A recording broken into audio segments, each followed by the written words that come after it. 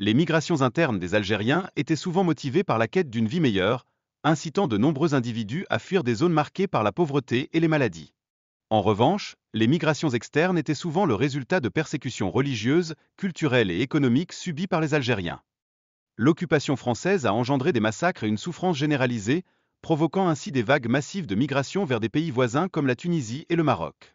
Parallèlement, la domination française a conduit à la dégradation de l'éducation islamique et de la langue arabe, restreignant l'accès des Algériens à leur culture islamique et éloignant ainsi beaucoup d'entre eux de leurs racines. Cependant, les mouvements réformistes, tels que l'université islamique, ont inspiré les Algériens à lutter pour leur liberté, les motivant à s'engager activement dans des mouvements de libération. Cette prise de conscience a renforcé leur désir d'unité. En outre, les lois injustes et le service militaire obligatoire imposé par la France ont intensifié la lutte pour les droits des Algériens, les incitant à fuir pour protéger leur famille et leur foi, contribuant ainsi à la désintégration de la société algérienne.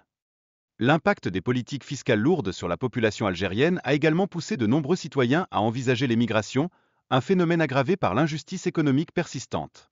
En général, les Algériens ont souvent migré vers des pays arabes et islamiques pour des raisons religieuses et culturelles, attirés par la proximité culturelle et les lieux saints.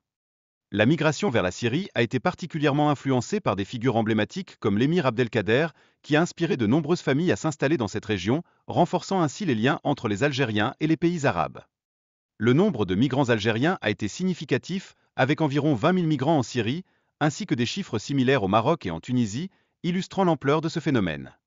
L'émir Abdel Al-Kadir a joué un rôle crucial dans la protection des populations face aux tensions sectaires dans la région. Son action a laissé une empreinte durable dans l'histoire algérienne.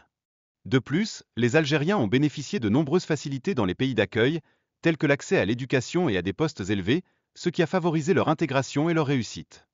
Moreover, l'immigration a fourni une main-d'œuvre essentielle à la France, particulièrement durant les guerres, avec des milliers de travailleurs et de soldats algériens répondant à un besoin crucial.